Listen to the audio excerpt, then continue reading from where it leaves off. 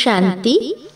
আজকে আমরা গীতার প্রথম অধ্যায় বিষাদ যোগ তার আধ্যাত্মিক ভাবার্থ জানব। তো সেখানে ধৃতরাষ্ট্র উবাচে বলা হয়েছে, ধর্মক্ষেত্র কুরুক্ষেত্রে সমবেতা যুজুৎসব। ধর্মক্ষেত্রে কুরুক্ষেত্রে সমবেতা যুজুৎসব মামকঃ পাণ্ডবশ্চৈব কিম কুর্বত সঞ্জয়। মামকঃ পাণ্ডবশ্চৈব কিম কুর্বত সঞ্জয়। তো ধৃতরাষ্ট্র বলেছে, হে সঞ্জয়, ধর্মভূমি কুরুক্ষেত্রে যুদ্ধের ইচ্ছায় একত্র হয়ে আমার আর পাণ্ডুর পুত্ররা কি করছে? এর ভাবার্থ হল, ধর্মক্ষেত্র কুরুক্ষেত্র মানে যে ভূমিতে স্বয়ং পরমাত্মা সৎ ধর্ম বা শ্রেষ্ঠ কর্মের বীজ বপন করেছে। কুরু অর্থাৎ কর। পাণ্ডবরা পবিত্র কর্ম করত আর কৌরবদের দেখানো হয় অপবিত্র কর্নেওয়ালে। তো এখন যারা পবিত্র কর্ম করে তারাই পাণ্ডব, যারা অপবিত্র কর্ম করছে তারা কৌরব।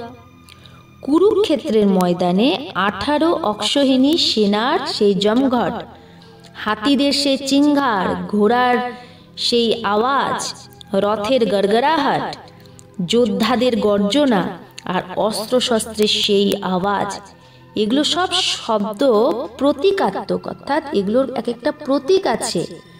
এর তাত্ত্বিক অর্থ হলো এটাই যে জীবনরূপী কর্মক্ষেত্রে মানুষ চিন্তা আর কামনার যে সেনা, যার মধ্যে কাম ক্রোধের মতো শত্রুর ঘোর নাদ আমরা শুনতে পাই, লোভ মোহে 5 বন্ধনে যে যারা ঘিরে আছে, তারাই হলো এই কৌরব।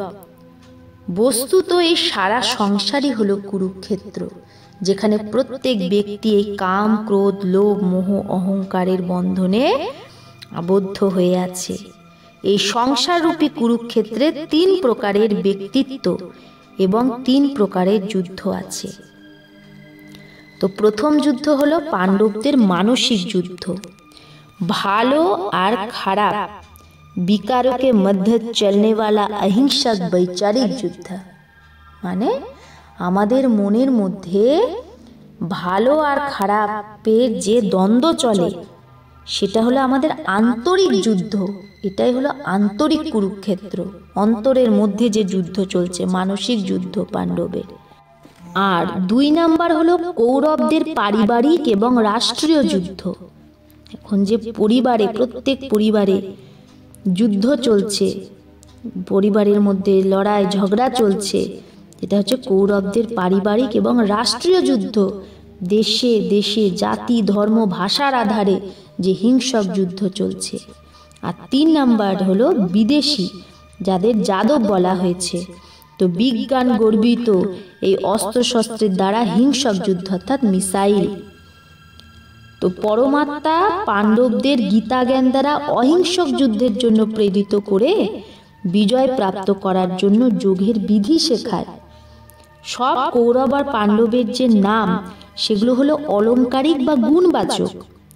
ধৃতরাষ্ট্র বর্তমান সময়ে সেই ব্যক্তির প্রতি जिसकी धृत भावना से, যার ধৃত ভাবনার দ্বারা সে রাষ্ট্রকে গ্রাস করে নিয়েছিল, যে আধ্যাত্মিক দৃষ্টিতে অন্ধ ছিল, অর্থাৎ যার চোখ থেকেও যে অন্ধভাবে এই রাষ্ট্রকে শাসন করছে। কৌরবকে অধর্ম পক্ষের বাচক হলো কৌরব। তাই সবার নামের আগে দুহ এই উপসর্গ লাগে, তাই না? দুর্যোধন, দুঃশাসন, কেন দুহ এই উপসর্গ লাগছে? কারণ এই কৌরব অর্থাৎ আমাদেরই এই সংসারে যারা অধর্মের পথে যায়, তারাই হলো কৌরব। তাদের মধ্যে দুর্যোধনকে যে ব্যক্তি ধনের দুরুপয়োগ করছে সেই দুর্যোধন। দুঃশাসন যে শাসনের দুরুপয়োগ করে, দুঃসহ, দুঃশলা, দুষ্কর্ণ, দুর্বুদ্ধি, দুর্ধর্ষ, দুর্মুখ, দুরাধর আর দুঃশলা।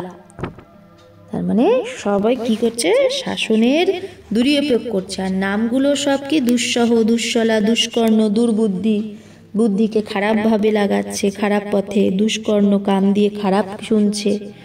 তো এবার পাণ্ডুকে, পাণ্ডু হলো শব্দ নির্মল বুদ্ধির প্রতীক। এই শব্দটা নির্মল বুদ্ধির প্রতীক।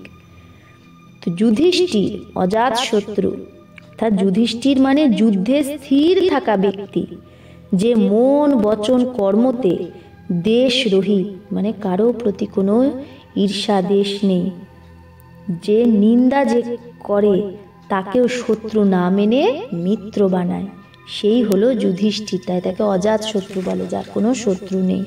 নিন্দা তার কেউ করলে তাকেও সে মিত্র বানায়, শত্রু না মনে করে। অর্জুনকে যে জ্ঞান অর্জন করে। ভীম, তো ভীম শব্দটা হচ্ছে বলবানের বাচক, বলবান, যার মধ্যে জ্ঞানের পবিত্রতার বল আছে। যে ব্যক্তি আত্মিক স্বরূপে স্থিত হয়ে নির্ভয় থাকে, সেই হলো ভীম। নকুল, যার মধ্যে দেহের কুলের অভিমান নেই। नकुल अर्थात नेवला। नेवले के बच्चे जब भी चलेंगे अपने माता पिता के पीछे एक लाइन में ही चलेंगे, अर्थात वे परमात्मा की श्रीमत का पूर्ण रूपेण अनुसरण करते हैं। अर्थात एखाने नेवला माने नेउल, नेउलेर बाच्चा जखन चले तार माता पितार पिछने एक लाइनेई चले, माने एखाने जे व्यक्ति परमात्मा श्रीमतेर, परमात्मा जे श्रीमत देय सेई लाइने चले, पूर्ण रूपे अनुसरण करे, ताकेई नकुल बले। सहदेव के जे दैवी बा ईश्वरीय कार्ये मन वचन कर्मे सहयोगी हय। तार गांधारी किसेर प्रति? सेई स्त्री जे भूल कार्य जे करछे पति सेटा जेने बुझेओ सत्य मार्गे चलार जन्य ताके परामर्श देय ना, चोखे पट्टी बेधे नेय अर्थात अधर्मेरই साथ देय। द्रौपदी, द्रौपदी हलो पवित्रतार प्रतीक। द्रौपदीर जन्म अग्नि थेके देखाय, अर्थात जोग अग्निते आत्मा के जीवन में पवित्रता आती है। जोग अग्नि द्वारा आत्मार जीवने पवित्रता आसे एवं गुण और शक्ति प्रकट है, जाके पाँच पांडवेर रूपे दर्शाय। ताई द्रौपदी हलो पवित्रतार प्रतीक, जे जोग अग्निर द्वारा जीवने पवित्रता एवं गुण और शक्ति प्राप्त करे। और संजय के? संजय अर्थात क्रोध और कर्मेंद्रियर ऊपर विजय प्राप्त करे अज्ञान रूपी रोग के अंधे हुए लोगों को ज्ञान देने वाला।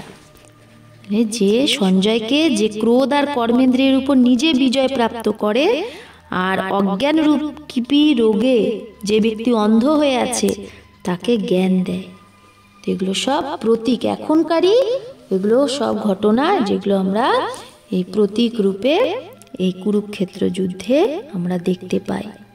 তো ধৃতরাষ্ট্র মেরে শব্দকে সম্বোধন করেছিল না, আমার পুত্র। তো তার মানে বস্তুত মোহতে গ্রস্ত তার বুদ্ধি, অর্থাৎ বিনাশকালে বিপরীত বুদ্ধি, উচিত নির্ণয় সে নিতে পারে না, সমর্থ নয় উচিত নির্ণয় নিতে। তার জন্য নিজের পুত্রদেরও সে সেই বিনাশের দিকেই অগ্রসর করে দিয়েছে। আর পুত্রের অহংকারকে আরো বাড়িয়ে দিয়েছে, পুত্রদের অহংকারকে। আর সেখানে পাণ্ডবদের বুদ্ধি কি দেখানো হয়েছে? পরমাত্মার সাথে প্রীত বুদ্ধির প্রতীক। তাই আমাদের এই সংসারে কেউ আছে পাণ্ডব, যাদের পরমাত্মার প্রতি প্রীত বুদ্ধি, কেউ আছে কৌরব, যারা অজ্ঞানরূপী অন্ধকারে জর্জরিত। আর ধৃতরাষ্ট্রকে যে সমস্ত কি করছে, নিজের ক্ষমতার বলে এই রাষ্ট্রকে ধৃত ভাবনার দ্বারা হপ করে নিয়েছে। বর্তমান সময়ে এই রকম ব্যক্তি হচ্ছে আধ্যাত্মিক দৃষ্টিতে অন্ধ, দুই চোখের অন্ধ না, এখানে সে কি করছে সেই ব্যাপারে সে তার কর্ম সম্পর্কে অন্ধ। একে বলা হচ্ছে ধৃতরাষ্ট্র। আর আমরা পঞ্চ পাণ্ডব জানলাম, যে যুধিষ্ঠিরকে, ভীমকে, অর্জুনকে। তো এখনই সে কুরুক্ষেত্র যুদ্ধ চলছে, যেখানে আমরা পাণ্ডব দেখতে পাবো, কৌরব দেখতে পাবো, ধৃতরাষ্ট্র দেখতে পাবো, দ্রৌপদী দেখতে পাবো, সঞ্জয় দেখতে পাচ্ছি। ওম শান্তি।